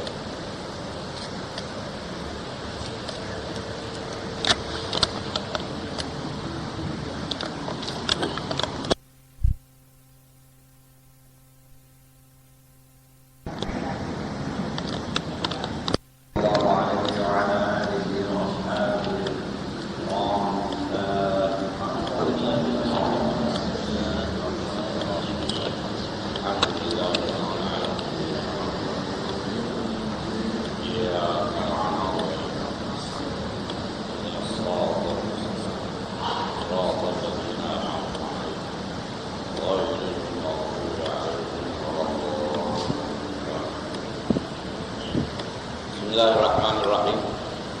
Alhamdulillahirabbil alamin wa sallallahu wa sallama ala sayyidina Muhammadin wa ala alihi wa sahbihi ajma'in. Alhamdulillah, selamat bertemu dalam pengajian kita pada pagi ini sebagai menyambung perbincangan hadis-hadis Nabi kita Muhammad sallallahu alaihi wasallam yang telah diriwayatkan oleh Al-Imam Al-Bukhari radhiyallahu anhu. Hari ini sampai kita kepada babun waktu Jumu'ati idza zalatis syams. Wa kadzalika yuzkaru an Umar wa Ali wa Nu'man ibn Bushair wa Amr ibn Hurayth radhiyallahu anhum. Bab yang telah menyatakan bahawa waktu Jumaat itu ketika tergelincir matahari. Dan itulah yang disebutkan dari Umar dan Ali dan Nu'man bin Bashir dan Amr bin Hurayth radhiyallahu anhum. Hadisnya, Abi qala hadatsana Abdan qala akhbarana Abdullah qala akhbarana Yahya bin Sa'id annahu sa'ala Amrata 'an al-ghusl yawm al-jum'ati faqala qalat 'Aisyah radhiyallahu anha kana an-nasu mahanata anfusihim وكانوا إذا راحوا إلى الجمعة راحوا في هيئتهم فقيل لهم لو اغتسلتم. Berkata Al-Imam Al-Bukhari telah cerita kepada kami Abdan, katanya telah memberitahu kami Abdullah, katanya telah memberitahu kami Yahya bin Sa'id bahawa beliau ini pernah bertanya kepada Amrah tentang mandi pada hari Jumaat. Maka berkata beliau, telah berkata Aisyah radhiyallahu anha, kana an-nasu mahanata anfusihim, adalah manusia itu semuanya bekerja mencari hal bagi diri mereka atau mencari nafkah bagi diri mereka. Wa kanu idza rahu ila Jum'ah, dan mereka itu bila pergi ke Jumaat, rahu fi hayatihim, mereka pergi dalam keadaan mereka, yakni dengan pakaian kerja mereka atau dengan daripada kerja terus pergilah ya. Baqila lahum law ightasaltum, maka dikatakan kepada mereka, yakni ada juga orang yang menegur mereka yang pergi sembahyang Jumaat terus dengan baju-baju kerja mereka itu, law ightasaltum, baguslah kalau sekiranya kamu mandi. Jadi ini maknanya kesaan pada mandi hari Jumaat. Ini sudah kita bincangkan ya. Jadi ini sudah kita terangkan ringkasannya, yaitu kita disunatkan mandi kerana nak menghadiri Jumaat, dan waktu mandi itu dah masuk daripada waktu pagi. Tetapi afdalnya kita mandi bila dekat nak pergi, supaya badan kita bersih dan segar kita dalam masa pergi Jumaat tu. Dan kalau orang itu tidak dapat nak mandi pada waktu tengah hari dekat dengan pergi kerja tu, bolehlah dia mandi dari setelah waktu fajar, setelah naik fajar ya, jangan sebelum fajar. Jadi setelah masuk waktu subuh ya. Dan dalam keadaan itu hendaklah mereka menjagalah jangan sampai badan mereka itu berubah kerana peluh dan sebagainya. Bagi orang yang bekerja tidak mengeluarkan peluh itu tak ada masalah lah, ya. Bolehlah mereka terus pergi kalau kerana badan mereka itu tak ada apa-apa perubahannya. Tetapi bagi mereka yang kerja keras dan peluh dan sebagainya, elok sekali kalau dapat peluang mandi, ya mandi. Itulah di sini disebutkan. Wabihi qala hadatsana, dan pula jangan pula kerana tidak mandi itu meninggalkan Jumat. Tak mengapalah kalau pergi Jumatnya. Kalau kita dah terdapat mandi, ya, kurang-kurangnya kita mengambil air sembahyang dan sebagainya dengan sempurna supaya hilang bau-bau kita tu, dan juga pakai minyak wangi dan sebagainya sebagaimana yang telah disunatkan, ya. Wabihi qala hadatsana Suraj bin Nu'man qala hadatsana Fulayh bin Sulaiman an Utsman bin Abdurrahman an Utsman at-Tayyimi an Anas bin Malik radhiyallahu anhu anna Nabiy sallallahu alaihi wa alihi wasallam kana yusalli Jum'ata hina tamilu asy-syamsu. Kata Imam Al-Bukhari telah cerita kepada kami Suraj bin Nu'man, katanya telah cerita kepada kami Fulayh bin Sulaiman daripada Utsman bin Abdurrahman bin Utsman at-Tayyimi daripada Anas bin Malik radhiyallahu anhu bahwasanya Nabi sallallahu alaihi wasallam bersembahyang Jumaat ketika tergelincir matahari.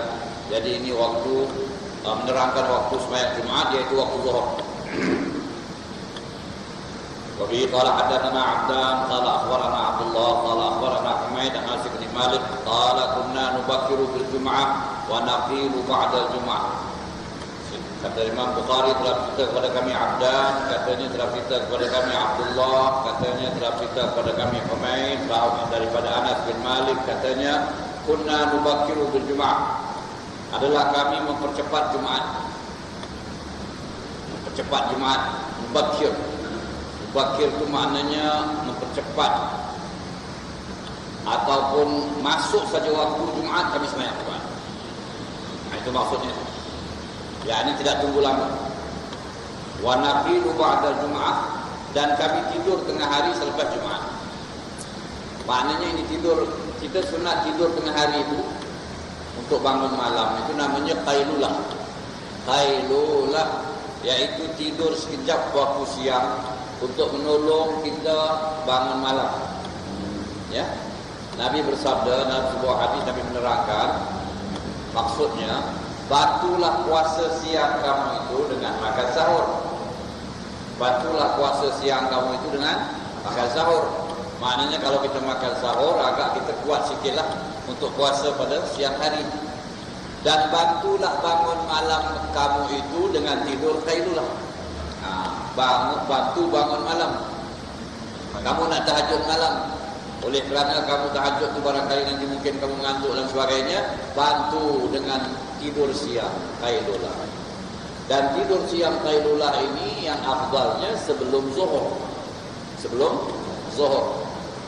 Kalau zuhur pukul 1 misalnya, pukul 12 kita tidurlah 1 jam. Sebelum zuhur, waktu zuhur boleh kita bangun. Tetapi pada hari Jumaat tidak dibuat begitu. Jangan tidur, jangan qailulah pada hari Jumaat sebelum Jumaat. Qailulah atau tidur tu selepas Jumaat. Kerana sebelum Jumaat itu waktunya waktu fadilat, kita disuruh datang ke masjid awal. Ya?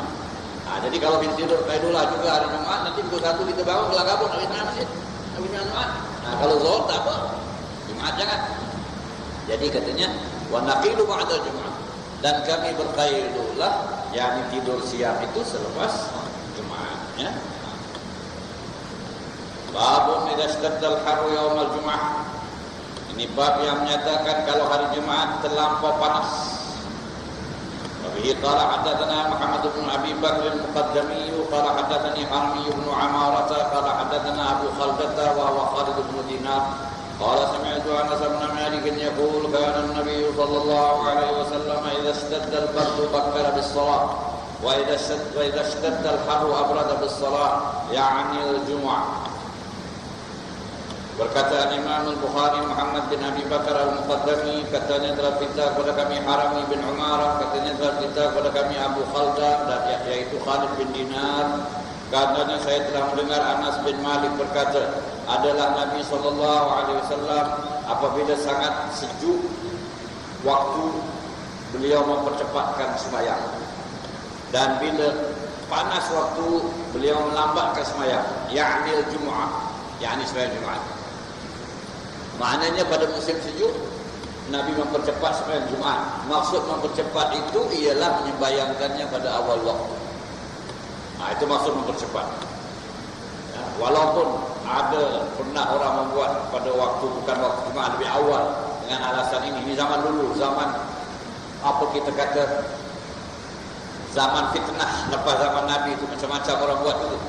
Tapi itu semua tidak muktamad. Yang muktamad ni semua waktu Jumaat ialah waktu Zuhur. Jadi kalau disebut di sini Nabi mempercepat kalau musim sejuk, maksud mempercepat itu awal waktu. Tapi kalau musim panas Nabi melambatkan sikit. Kerana pada awal waktu Jumaat itu memanglah waktu itu baru masuk waktu Zuhur, dan pada masa itu panas dan terik. Dan mungkin orang-orang terpaksa lebih awal datang pada panas sangat terik. Jadi Nabi lambatkan sikit. Agak-agak matahari itu dah agak condong sikit lah. Barangkali kalau kita nak kirakan, kalau kita semayang di waktu musim panas pukul 1, barangkali kalau di waktu musim sejuk kita awal waktunya pukul 1, kita semayang pukul 1, mungkin kalau terlampau panas kita semayang 1.30 atau pukul 2, dah sejuk sikit. Ya, itu pernah Nabi SAW buat. Ya, dan bukan pada Jumaat saja, pada Zuhur juga Nabi ibrat. Itu namanya ibrat, mencari waktu yang agak sejuk pada sembahyang Zuhur. Tetapi negeri kita ini tak perlu. Kerana negeri kita macam mana panas pun tidaklah terlalu panas. Ya. Dan kalau macam mana sejuk pun tidak terlalu sejuk. Wa qala Yunus bin Bukair, dan berkata Yunus bin Bukair, akhbarana Abu Khaldah, telah memberitahu kami Abu Khaldah, wa qala bis-salati, dan dia berkata tentang sembahyang dalam yadhkuril Jumaat, dan tidak disebutnya Jumaat. Maknanya hadis ini juga diriwayatkan dalam satu riwayat, maknanya sembahyang itu tak disebut sembahyang Jumaat. Jadi maknanya sembahyang Zuhur.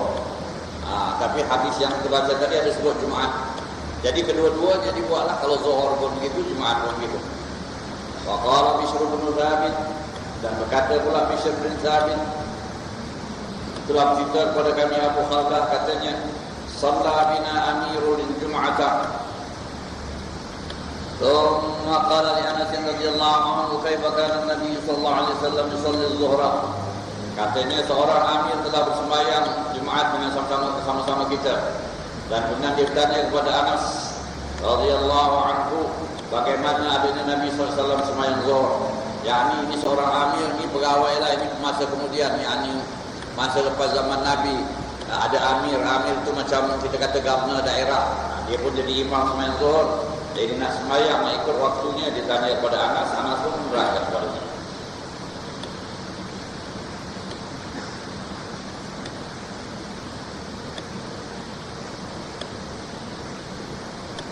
Babul masyi ila Jum'ah wa qaulillahi jalla dzikruhu fas'au ila dzikrillah wa man qala as-sa'yu wal-'amalu wadh-dhahab. قوله تعالى وسعى لها سعيها. وقال ابن عباس رضي الله عنهما يحرم البيع حينئذ. وقال عطاء تحرم الصناعات كلها. وقال إبراهيم بن سعد عن الزهري إذا أذن المؤذن يوم الجمعة وهو مسافر فعليه أن يشهد. Bab pergi Jumaat, ya, macam mana nak pergi Jumaat. Macam mana itu maknanya, waktu bila yang kita mesti pergi.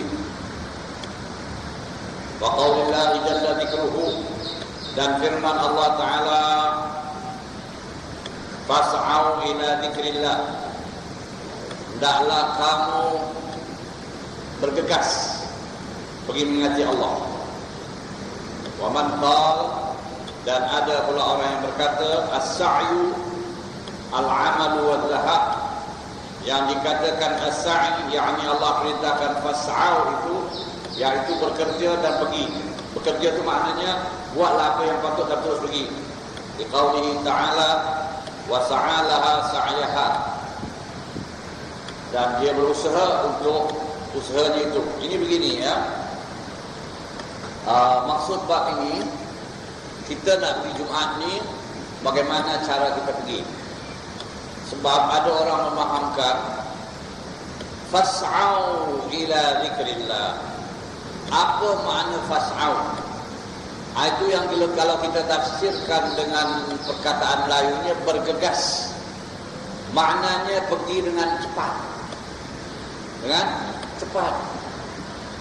Tapi adakah maksud cepat itu macam kita berlari ataupun kita kelang kabut? Bukan itu. Kerana ada larangan, jangan kamu datang bersembahyang, nak pergi bersembahyang itu dengan keadaan berlari atau kelang kabut, dan taklah kamu bertenang. Itu hadis Nabi Muhammad sallallahu alaihi wasallam. Jadi sekarang masalahnya, adakah suruhan Nabi bertenang itu berlainan daripada apa yang disebut oleh Allah, fas'au ila zikrillah? Yang makna fas'au ini bergegas kamu. Jadi inilah nak ditafsirkan di sini. Yang pertama sekali, kaedah yang mutlak kita kata berdasarkan hadis Nabi, kalau kamu pergi bersalat, hendaklah kamu bertenang. Fa'alaikumus sakinah, kata Nabi. Oleh sebab itu, kalau saudara-saudara sampai di masjid depan pintu sana, saudara tengok orang sedang sembahyang berjamaah di sini, jangan lari mendapatkan mendapatkan rakaat. Jangan berlari. Ada orang berlari. Dia nak apa? Nak dapatkan rakaat. Nak dapatkan rakaat.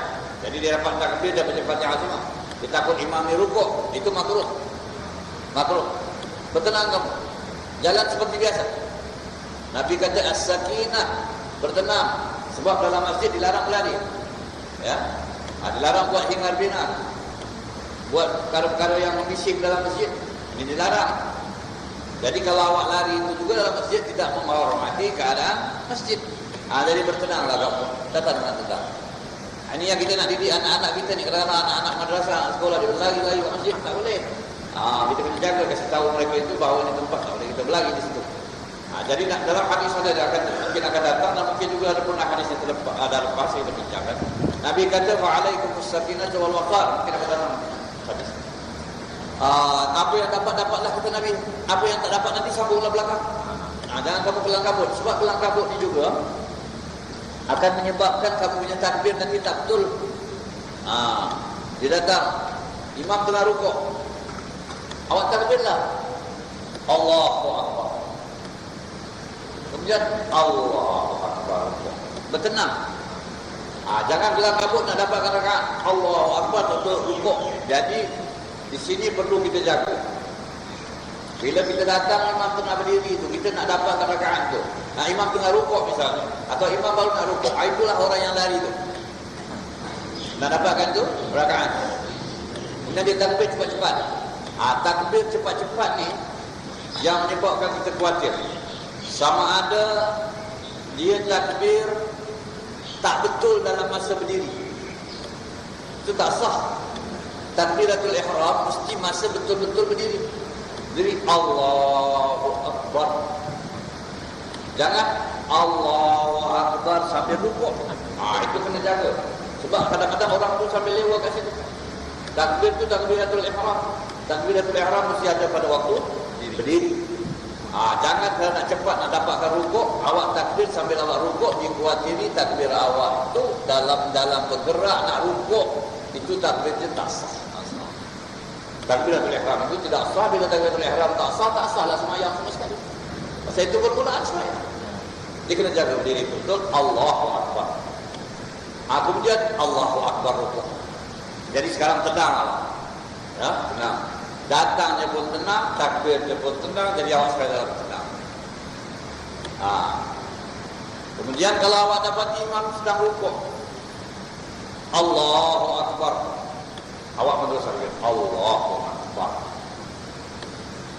Kalau dapat tumakninah sama-sama rukuk, dalam rukuk sama-sama imam, awak dapat rakaat. Tumakninah itu macam mana? Awak sudah turun, imam belum bangun. Mesti awak dapat baca subhanallah. Mesti. Jadi imam sedang rukuk, awak pun rukuk bersama. Sebaik-baik awak rukuk, awak dah berhenti sekejap sama imam, imam sami Allahu liman hamidah, awak sami Allahu liman hamidah, awak dapat rakaat itu. Walaupun awak tak baca Fatihah. Dapat. Tapi yang kena jaga, susah sekali ada orang dia tak perhati. Dia turun Allahu Akbar sama imam, imam sami'allahu liman hamidah. Dia selisih. Itu dia tak dapat rakaat. Tak dapat rakaat. Jadi maknanya dia terutang satu rakaat. Oh, jangan dia kata saya dah rukuk, awak tak dapat tumakninah sama-sama imam.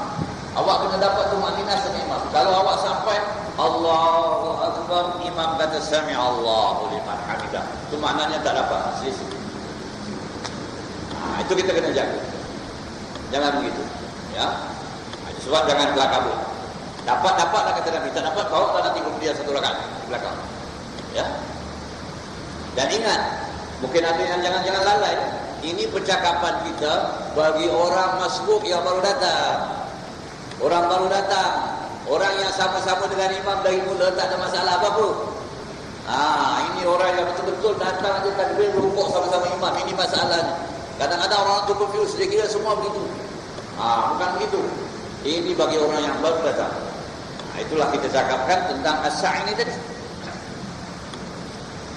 Jadi apa maksud as-sa'i di sini? Fas'au ila dzikrillah. Hendaklah kamu bersa'i. Sa'i antara Safa dan Marwah, sa'i juga. Itu jalan. Jadi maknanya fas'au, yakni kamu bersa'i itu untuk pergi semayang ni tadi, berjalan itu maksudnya ada setengah mengatakan al-amalu wad-dhahab. Maknanya bersedialah kamu, buatlah apa yang patut dan pergilah, berhentilah kerja-kerja semua. Katalah kamu sedang meniaga, sedang apa semua, azan Allahu Akbar, Allahu Akbar. Sekarang fas'au ila dzikrillah. Apa nak buat?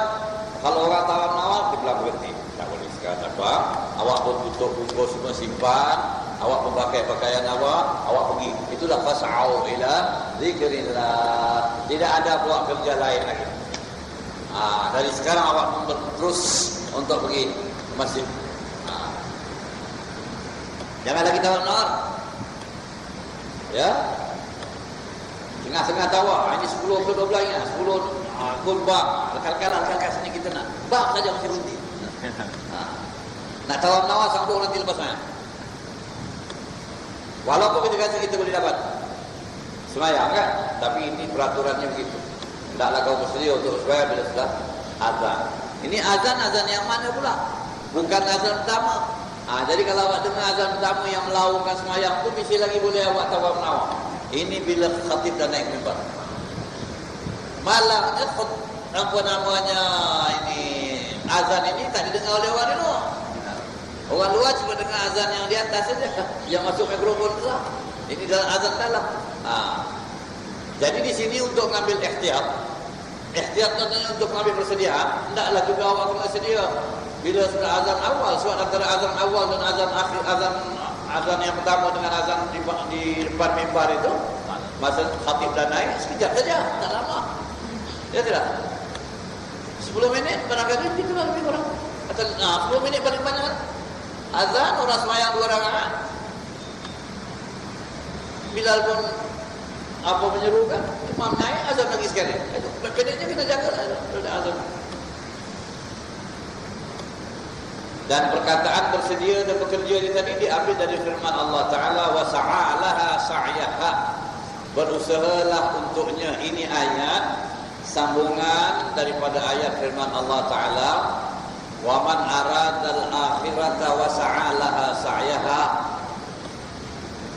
faulaika kana sa'yuhum mashkura. Barang siapa yang maukan akhirat, langsung dia berusaha lah untuk akhirat. Jadi disebut perkataan wa sa'alaha sa'yaha, ya, berusaha lah untuk akhirat.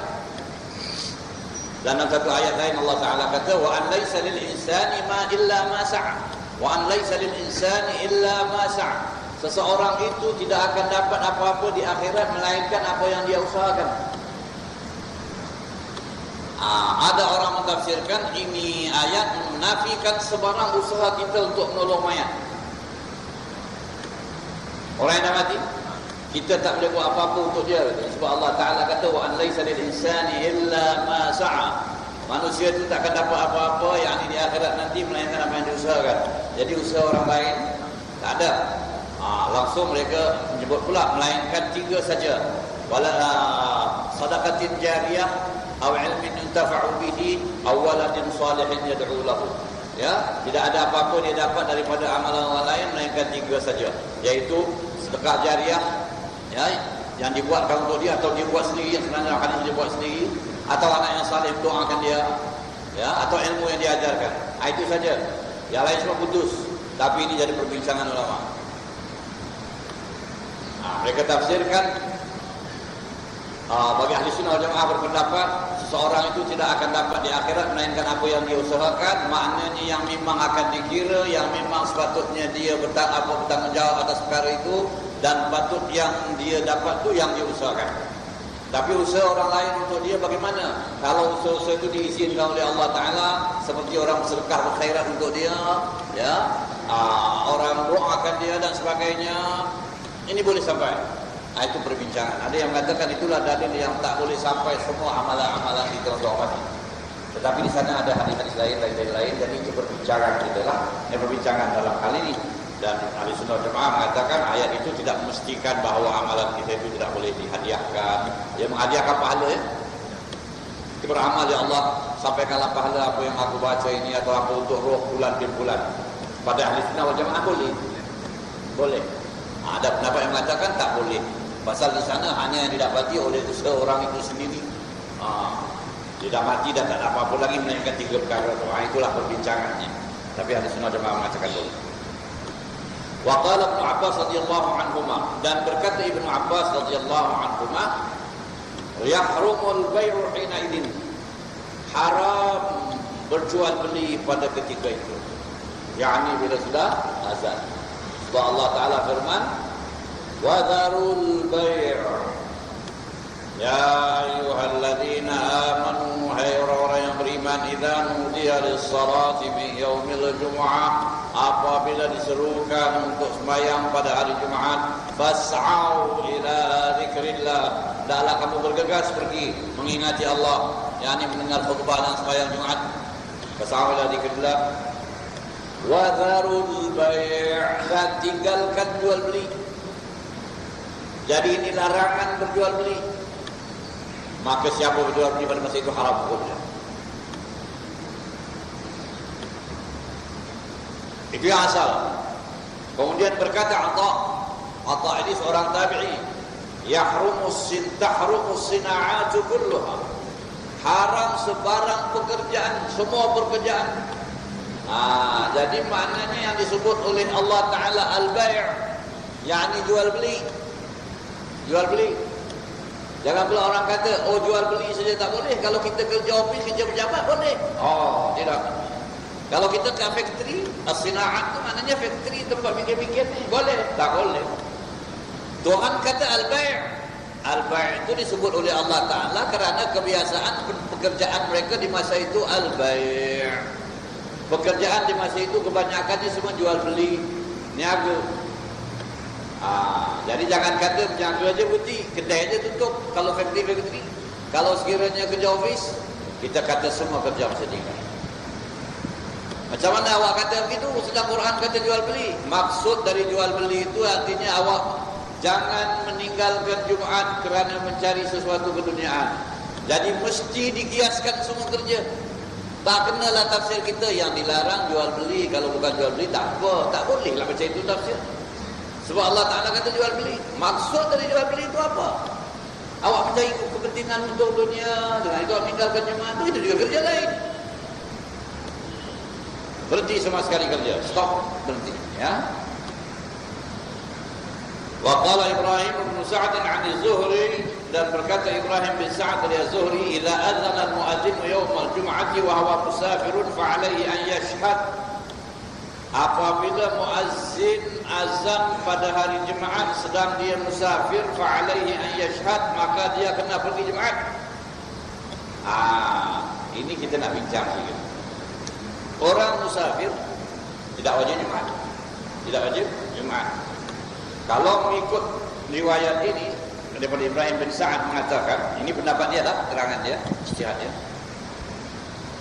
Kalau awak dalam perjalanan hari Jumaat itu awak berlayar, dengar azan, berhenti sembahyang Jumaat. Ini kata Ibrahim. Tapi mazhab kita mengatakan kalau orang itu dalam musafir tidak wajib Jumat. Kalau dia nak pergi boleh, tak pergi pun tak apa. Ya, dalam musafir, dalam perjalanan. Dengan syarat dia belayar sebelum hari Jumat, sebelum pagi Jumat. Oleh sebab itu dalam mazhab kita haram belayar pada pagi Jumat. Ini semua berdasarkan hadis, bukan? Ya. Haram belayar pada pagi Jumat, melainkan kalau dalam perjalanannya ada Jumat. Sebab katanya tuntutan orang itu pergi Jumat itu sudah masuk dari fajar.